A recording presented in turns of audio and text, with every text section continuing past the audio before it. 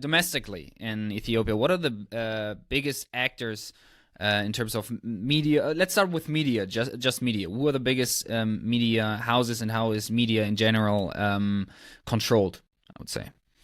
Well, it is pretty tightly controlled. I mean, most of the television stations are run by the government, but there are very good independent journalists in Ethiopia, and the Standard and the Reporter and the Ethiopian Reporter. They do really excellent job in in reporting events in Ethiopia, and a lot of their reporters have been put in jail very frequently, but still the news does get out.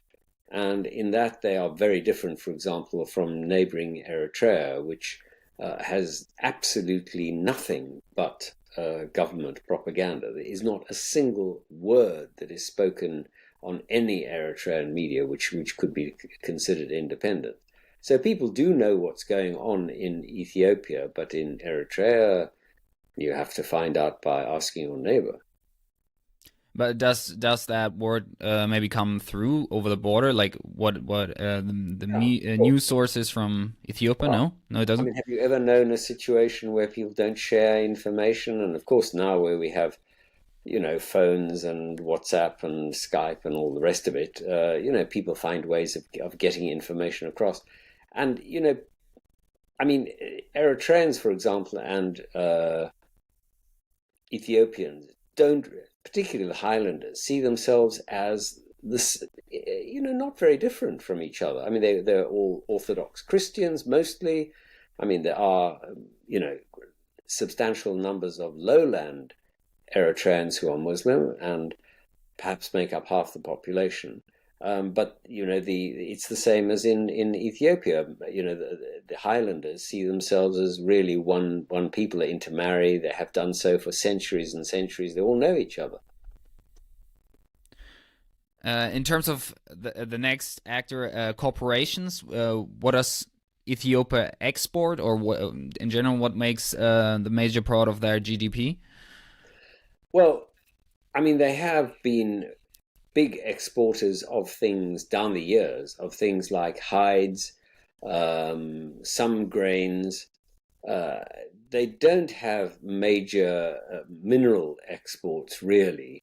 I mean, more recently, I mean, they've just started. They've dammed the Nile, the Blue Nile, the great. It's called GERD, Great Ethiopian Renaissance Dam is what it's called, which was an amazing achievement because it's very close to the Sudanese border. It's purely hydroelectric, and it was subscribed not by donations from the World Bank or IMF or Britain or France or whoever, but essentially local people just paid the money out of their own salaries. I mean, sometimes with a bit of arm twisting, but they paid their own money to build this huge dam. I mean, they got some support from the Chinese who helped with, I think, with the generators.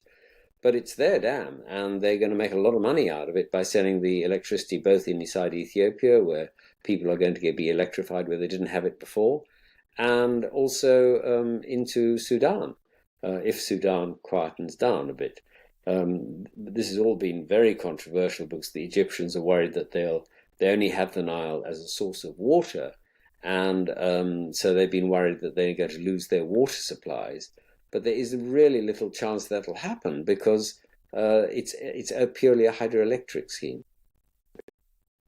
So, electricity and what other major corporate other what makes the corporate world of Ethiopia Well, other I than mean, that? they have a big services sector. Ethiopian Airlines is possibly the best airline in Africa, very well respected, although it played a substantial role in the war in ferrying some of the troops around. But I mean, a very, very well organized airline. I mean, I'd be happy to fly on it anytime. And I wouldn't say that about every African airline. There's some gold, but not huge quantities.